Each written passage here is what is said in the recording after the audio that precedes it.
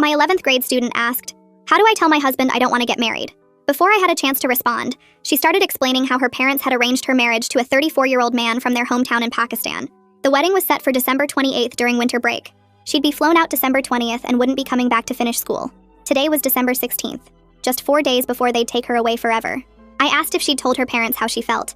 She laughed bitterly and said they knew but didn't care. This marriage would bring status to their family and connections they wanted back home. Her feelings meant nothing compared to family honor. She pulled out her phone and showed me texts from the man. Google translated messages about how beautiful she was in the photos her parents sent, how he couldn't wait to start their life together, how many children he wanted. Each message made her hands shake more. I felt sick reading them but tried to stay calm for her. I asked if she had any relatives who might help, an aunt or uncle who could intervene. She shook her head. Everyone was either back in Pakistan or fully supported the marriage. Even her older sister, who'd been married at 17, told her to stop being dramatic and accept her duty. I told her I'd tell Principal Franz, but he already knew and had chosen to do nothing. He was worried about cultural sensitivity or legal complications. Easier to let a bright girl disappear than risk controversy. The system had failed her completely. She asked and begged me what she should do. I gave her the number for a women's shelter that specialized in forced marriage cases, told her they had lawyers and safe houses, that she had rights even if her parents said otherwise. She typed the number into her phone with shaking fingers. Her friends memorized it too in case her phone got taken. The next day, Aliyah didn't come to school. Or the day after. Her friends said her parents had found the shelter's number in her phone and accused her of bringing shame to the family. They'd moved the flight up to the next day, December 18th. One of them had seen a car full of relatives arrive at Aliyah's house to make sure she didn't run.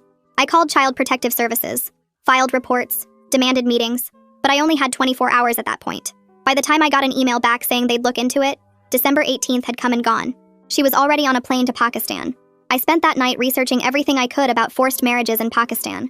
The laws, the shelters, the organizations that helped girls escape. I couldn't stop thinking about her trapped on that plane, knowing what waited for her. A stranger's bed, a life of servitude, her dreams of college crushed. The next morning, I did something insane. I bought a plane ticket to Karachi, maxed out my credit card for a flight leaving that afternoon. I didn't speak Urdu, didn't know the city, had no plan beyond finding her before December 28th. But I couldn't just sit at home grading papers while she was forced into marriage. My wife thought I'd lost my mind. The principal threatened to fire me for abandoning my classes. But I kept seeing Aliyah's face when she'd asked for help. Kept hearing her voice crack when she'd said nobody cared. Someone had to care. Someone had to try.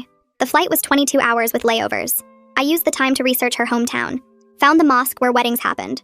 Located women's rights lawyers in the area, though most seemed too scared to take forced marriage cases. Downloaded translation apps and maps. Prepared for something I had no business attempting. I landed in Karachi on December 22nd. The heat hit like a wall even in winter. The airport was chaos with languages I didn't understand and signs I couldn't read. I took a taxi to a cheap hotel and started making calls. The women's shelter I'd given Aliyah.